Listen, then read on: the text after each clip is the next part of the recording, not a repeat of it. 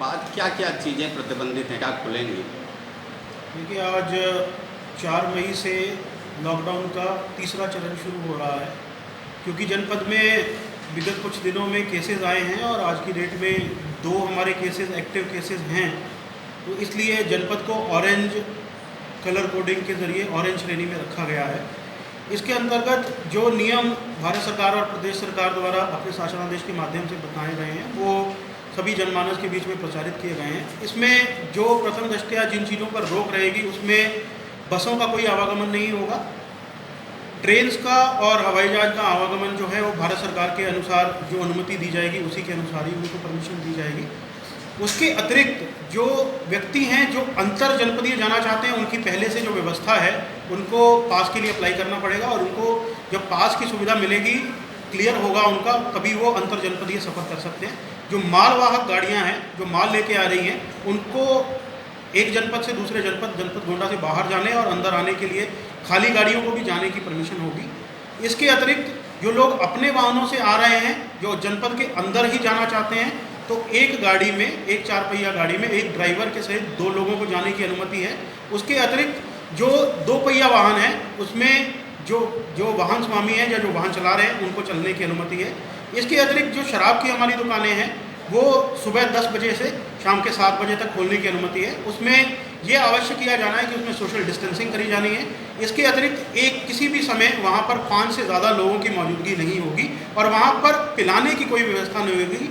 ये एकल दुकानों को खोलने की जिम्मेदारी है। अगर उनके बाहर कोई भी चीज़ अलग से बिकती हुई नज़र आती है, जिसमें कोई अंडा है या फिर कोई अन्य कोई नमकीन पदार्थ बिकता हुआ पाया जाएगा, तो उन दुकानों को चेतावनी देते हुए उनको सील करने की कार्रवाई भी की जाएगी। इसमें पुलिस की भी व्यवस्था कराई गई है, पुलिस प्रशासन के मजिस्ट्रेट्स भी लगाए गए हैं, और कोशिश हमारी यही है कि इन आबकारी की दुकानों को जब खोलें तो इसमें सारी जो शर्तें हैं सोशल डिस्टेंसिंग की और कोविड-19 के जो परिप्रेक्ष्य में भारत सरकार और प्रदेश सरकार द्वारा जो नियमावली बनाई गई है उसका भी पालन हो सके। इसके अतिरिक्त जो अन्य दुकानें हैं उनको खोलने की अनुमति है।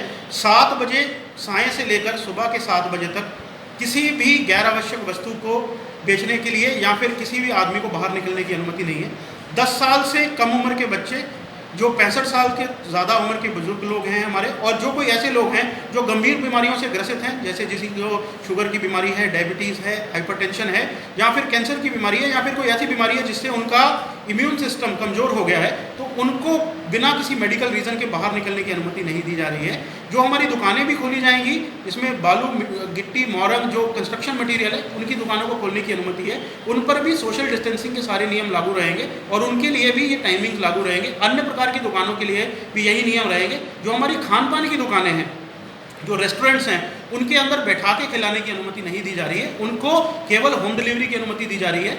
जो पहले जो रेडी पर, जो ठेले पर लगा के कोई कुलचा बेच रहा था, कोई भटूरा बेच रहा था, या फिर कोई जो है गोलगप्पे या फिर चाट की दुकान चल रही थी, उनको अनुमति नहीं दी जा रही है।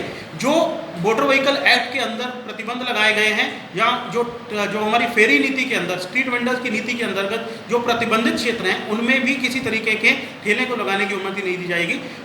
हम सभी लोगों से और सभी दुकानदारों को ये प्रेरित कर रहे हैं कि वो होम डिलीवरी करें, और होम डिलीवरी करने वाले लड़कों की जांच अवश्य कर लें।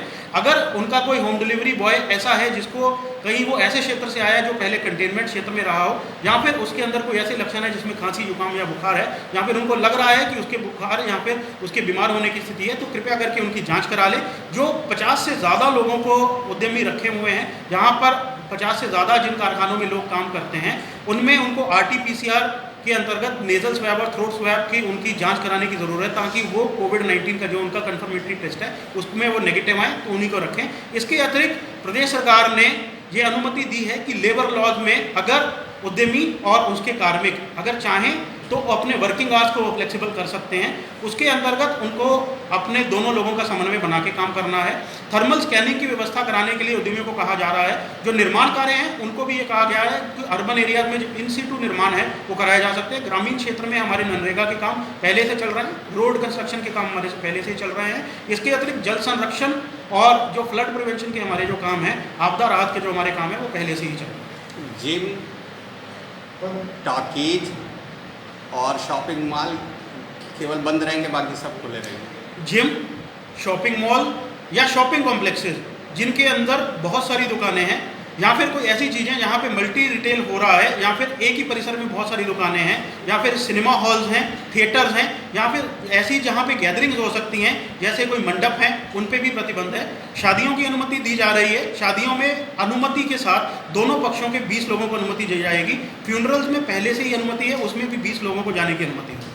क्या कोचिंग सेंटर्स खुलेंगे? एजुकेशनल इंस्टीट्यूशन, स्कूल्स, कॉलेजेस सभी बंद हैं, और एजुकेशनल इंस्टीट्यूशंस की परिधि में ही कोचिंग सेंटर्स भी आते हैं, उनको भी बंद ही रखा जाएगा।